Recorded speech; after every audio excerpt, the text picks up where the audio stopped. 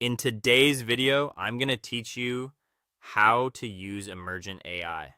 This platform lets you build real apps with natural language, so you can go from idea to working software with just a few clear prompts.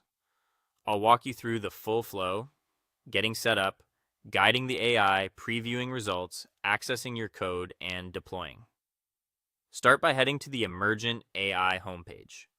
On the main screen, you'll see a chatbot area where you can choose what you want to create, a full stack app, a mobile app, or a landing page. Pick the option that matches your goal. You can build everything by describing it in plain English. Think features, pages, style, and any integrations you need. The clearer your prompt, the better the first draft will be. Before you dive in, take a moment to check your available credits. You'll see your balance on the dashboard. If you need more, click Manage your subscriptions to review the plans.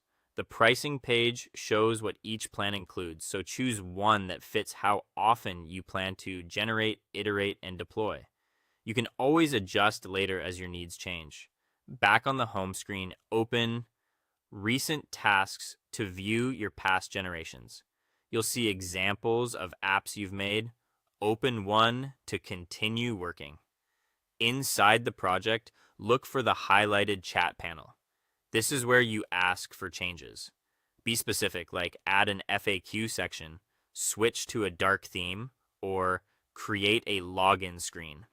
The assistant will update your app accordingly and show you progress. When you're ready to see how things look, click Preview to open the current build. Give it a moment to compile. The preview lets you click through pages and interact with components so you can confirm everything behaves as expected before moving on. If you want to inspect or export the source, click Code. Here you can browse files and download them. Use Open in Browser to launch the built-in editor. Inside that editor, right-click any file or folder and choose Download to save the code locally, then extract it on your machine. It's a good idea to keep versioned backups if you plan to edit outside the platform.